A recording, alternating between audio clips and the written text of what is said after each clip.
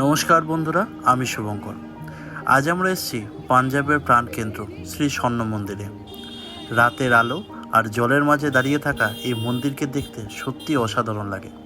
চলুন বাইরের কিছু দৃশ্য আর অনুভূতি আপনাদের সঙ্গে ভাগ করে নিই। স্বর্ণ মন্দিরে ঢোকার আগেই রয়েছে এই বাজার এলাকা। রাতের পরিবেশটা অনেক শান্ত থাকে। এখান থেকেই শুরু হয় মন্দির দর্শনের অনুভূতি। ওই দূরে যে মূর্তিটি দেখছেন ঘোড়ার পিঠে, তিনি হলেন মহারাজ রঞ্জিত সিং, শিখ সাম্রাজ্যের প্রতিষ্ঠাতা। এই মূর্তি সাহস আর ইতিহাসের প্রতীক।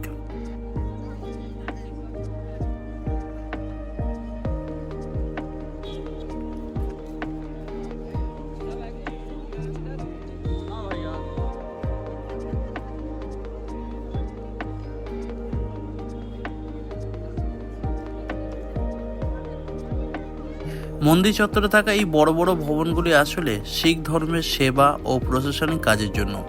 এখান থেকেই লঙ্গর আর ধর্মীয় কাজ পরিচালিত হয়।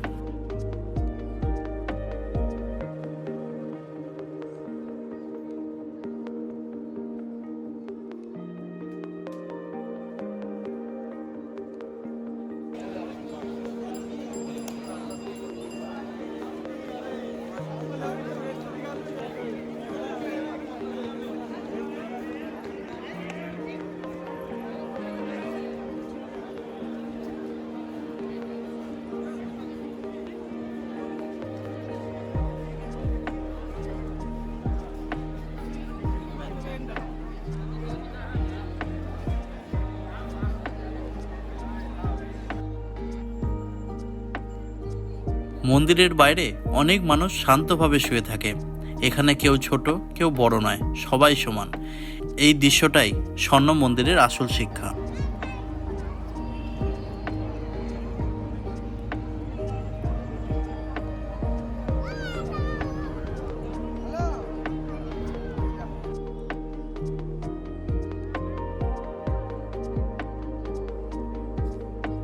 রাতের আলোয় ঘেরা জলের মাঝে স্বর্ণ মন্দিরকে দেখতে স্বপ্নের মতো লাগে। চারপাশে অমৃত সরোবর, এর জল কাচের মতো পরিষ্কার। অনেক ভক্ত এখানে স্নান করছেন শুদ্ধতার প্রতীক হিসেবে। অমৃত সরোবরের নাম করেই কিন্তু এই পাঞ্জাব শহরের নাম অমৃতসর। মন্দিরের ভেতরে মোবাইল নিয়ে যাওয়া যায় না। ভিতরে আছে পবিত্র গুরু গ্রন্থ সাহাবজি আর সারাক্ষণ চলতে থাকা কীর্তন।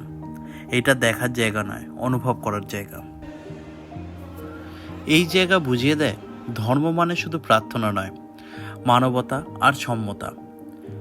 ভিডিওটা ভালো লাগলে লাইক শেয়ার করবেন আর চ্যানেলটাকে সাবস্ক্রাইব করতে ভুলবেন না। ওয়াহেগুরু জি দা খালসা, ওয়াহেগুরু জি দা ফতেহ।